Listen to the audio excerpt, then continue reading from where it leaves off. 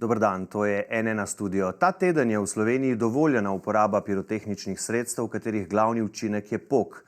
Kmetijsko ministrstvo je sicer pozvalo k prenehanju uporabe pirotehnike, saj poleg nevarnosti za človeka predstavlja tudi nevarnost za živali. A zakonodaje na vladi še vedno niso zaostrili, torej očitno še niso naklonjeni popolni prepovedi pirotehnike. Se lahko to zgodi v tem mandatu? Koliko je pirotehnika pri nas sploh še v uporabi, kako jo čutijo živali, kako jih lahko zaščitimo? O vsem tem z današnjimi gosti v studiu sta Maša Cerjak-Kastelic iz Društva za zaščito živali Ljubljana. Dober dan, dobrodošli. In višji samostojni policijski inšpektor upravi uniformirane policije Danijel Juk. Dober dan, dobrodošli. Dobar dan. Na koncu bomo slišali tudi nekatere visoke politike, da povedo, kakšne načrte imajo. Glede tega začnimo pa midva, gospod Juk. Od 26. decembra do vključno 1. januarja je torej dovoljena uporaba pirotehničnih sredstev, ki pokajo. Katerih in kje jih lahko uporabljamo? Drži. Gre se za pasje bombice, pokojoče kroglice, pokvrlice in podobno. Seveda pa moram tukaj povedati, da tudi pri tej uporabi veljajo omejitve.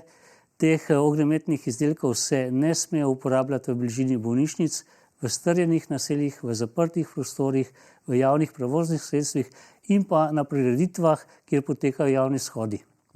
In da ne bo nobenega dvoma, to, kar ste omenili, te pokajoče kroglice, pasje bombice, to so izdelki kategorije 1, tisti kategorije 2, kot smo poznali v naši mladosti, tako imenovane piratke in tako naprej, to ni več dovoljeno. Tako je. To so F1 kategorija je dovoljena v času, kot smo rekli, med 26. decembrom in 1. januarjem. Vsa ostale kategorije, katerih glavna značilnost je pok, gre se za kategorije F2 in pa F3, pa so v Sloveniji od leta 2008 prepovedane. Kaj ugotavljate letos na področju uporabe pirotehnike? Koliko je kršitev, koliko poškodb? V letošnjem letu smo obravnavali približno 27 kršitev Zakona o eksplozivih in pirotehničnih izdelkih, pri tem pa smo zasegli nekaj več kot 2500 kosov posameznih, predvsem prepovedanih pirotehničnih izdelkov. Smo pa na žalost letos obravnavali že eno hujšo telesno poškodbo, kjer se je 20-letnik poškodoval, pri čemer je v roki žal obdržal petardo in mu je posledica tega bila amputacija dlani. Seveda tukaj moram vse opozoriti, ki se ukvarjajo in ki prožijo bodisi prepovedano, bodisi dovoljeno pirotehniko, da tukaj ni prostora ne za alkohol, ne za droge. Imeli smo tudi že primer objestnega ravnanja, kjer je neka neznana oseba vrgla prepovedano pirotehnično sredstvo, pri čemer je mladostnika delček fragment zadev v oko. Sreča je bila, da ni šlo direkt, ampak v veko. Zdaj, na prvi pogled se, gospod Juk, zdi, da je vendarle uporabe pirotehnike v zadnjih letih v Sloveniji manj.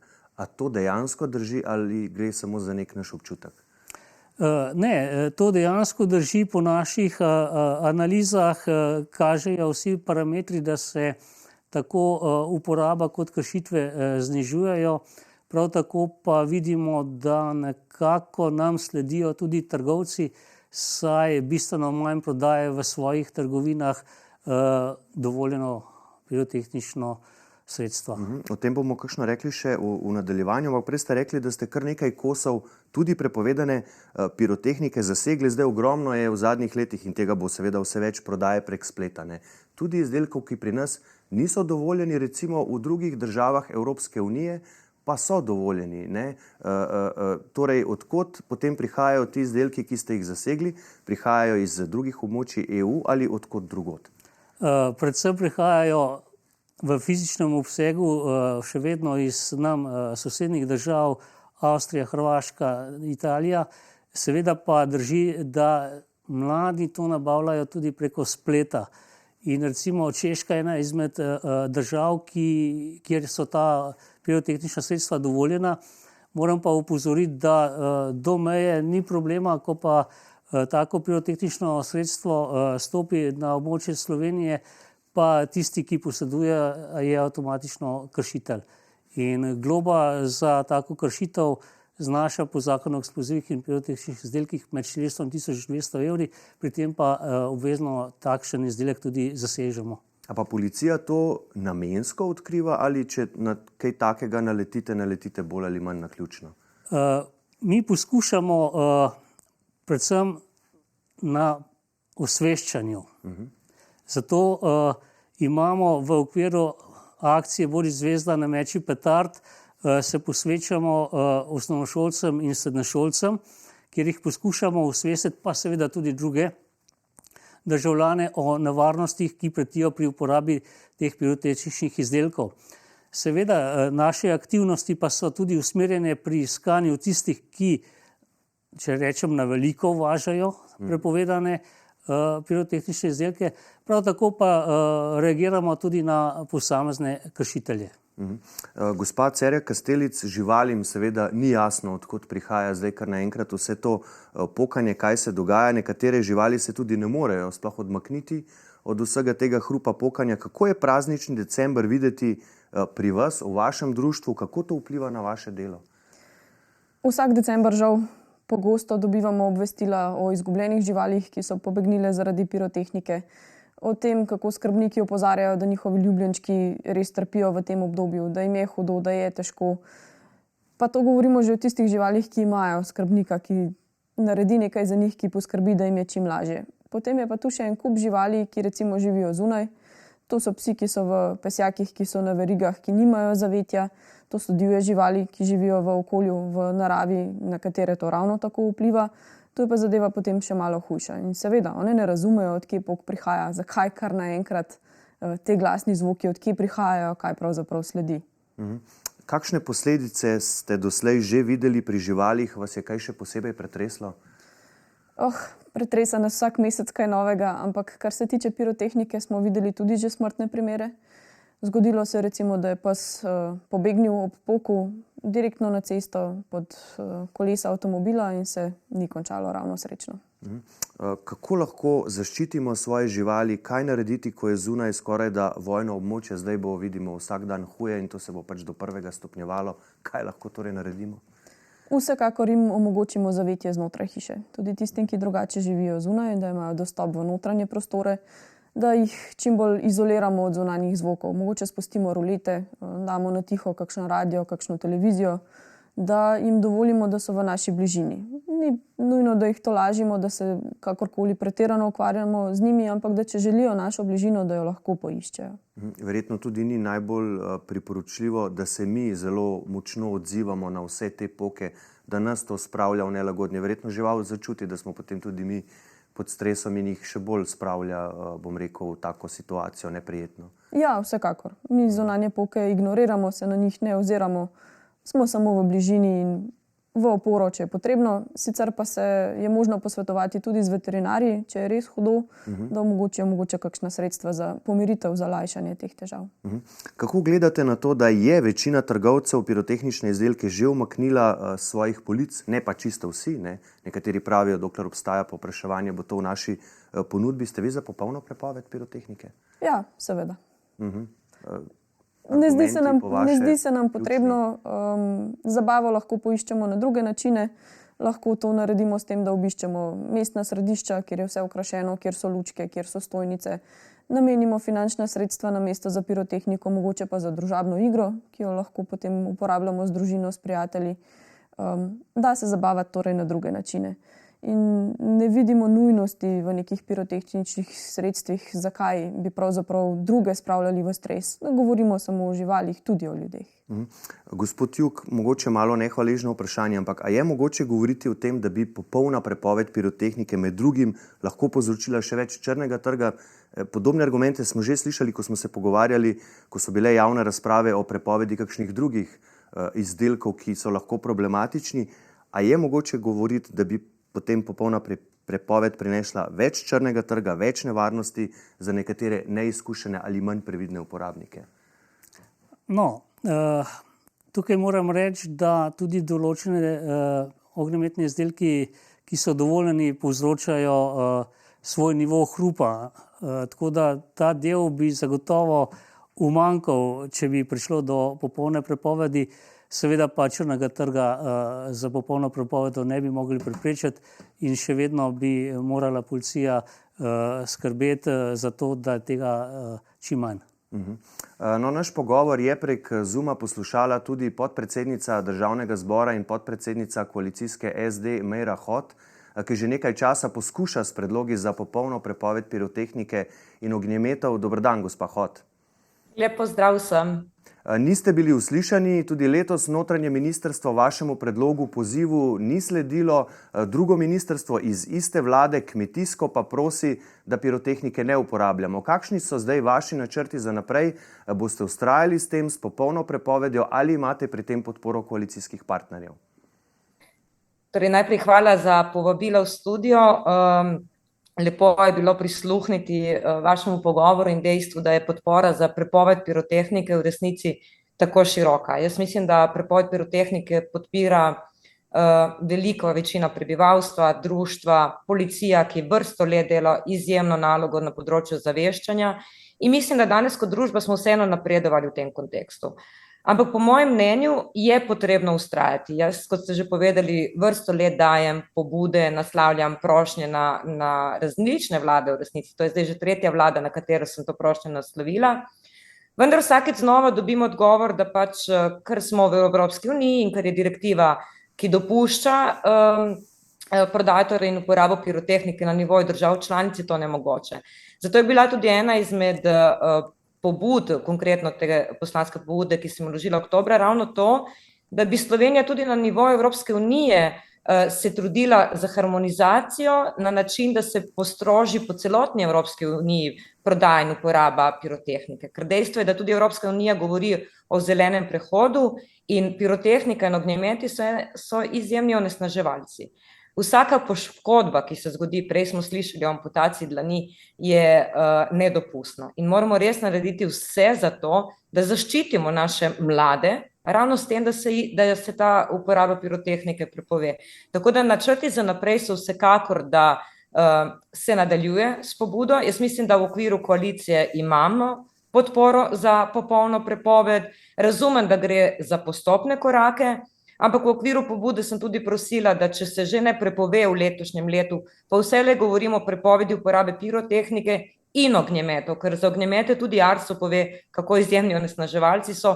Tudi ognjemeti so izjemen stres, prav tako za živali. Sama sem bila priča, ko se zgodi ognjemet v Portorožu, pa je žival stekla čez cesto iz restavracije in skoraj bila povožena in tako dalje. Tako da jaz mislim, da je to potrebno gledati skupaj.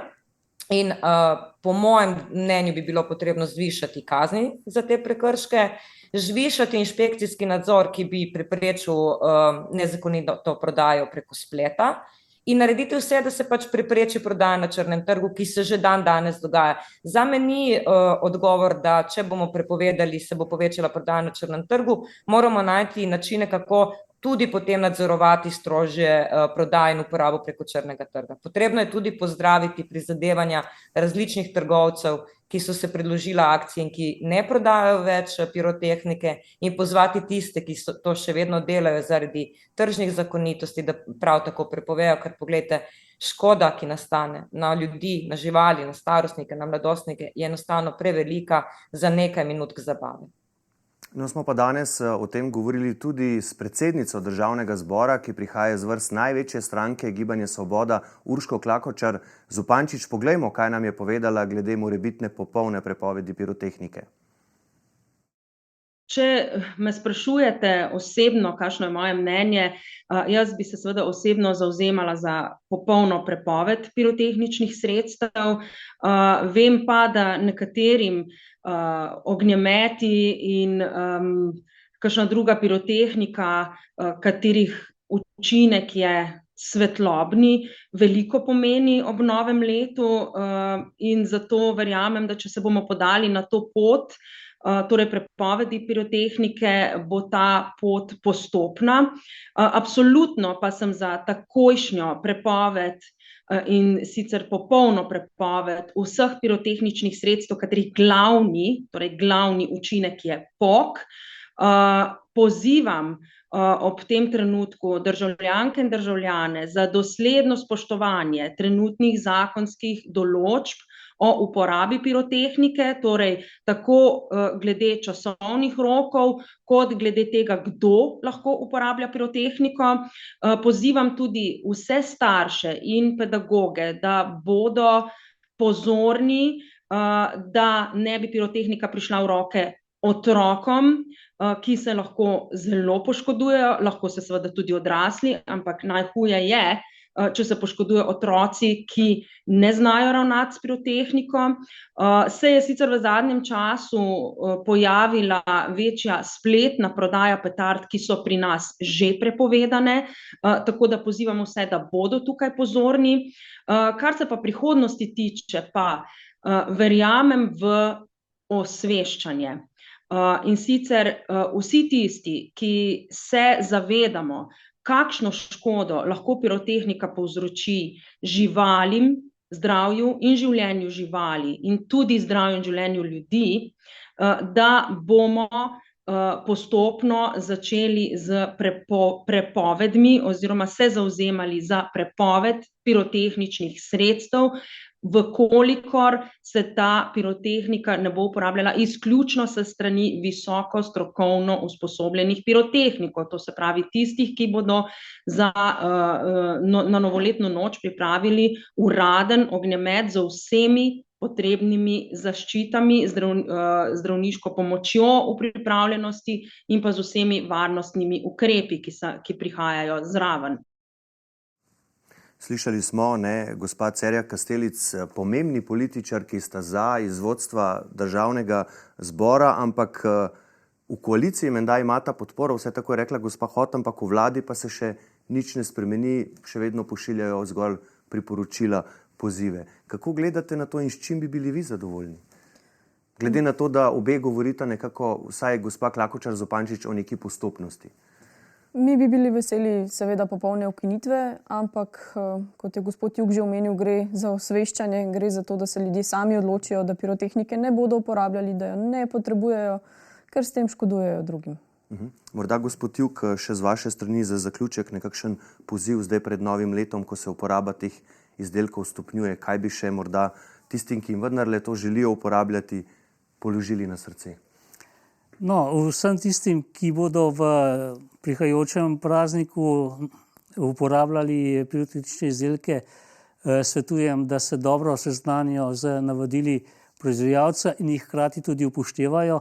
Pozorni naj bojo na oznako CE, namreč ta CE jim zagotavlja, da so v predpisanih normativih delujejo varno.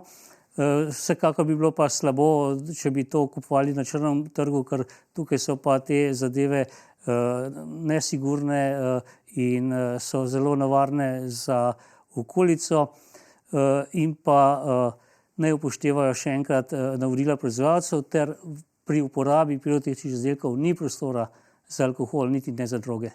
In to se velja zapomniti, seveda vsem želimo veselo in prijetno praznovanje novega leta, ampak najbolj pomembno pa varno za vse.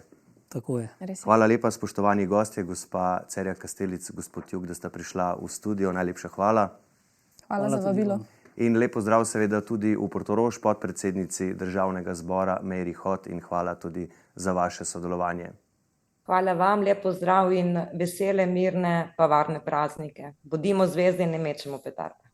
Tako, hvala lepa še enkrat tudi za vašo pozornost. Seveda vse, kar vas zanima v zvezi s tem, najdete na naši spletni strani n1info.si. Kot rečeno, želim vam mirne in varne praznike, iz studia pa le še lep pozdrav in nasvidenje.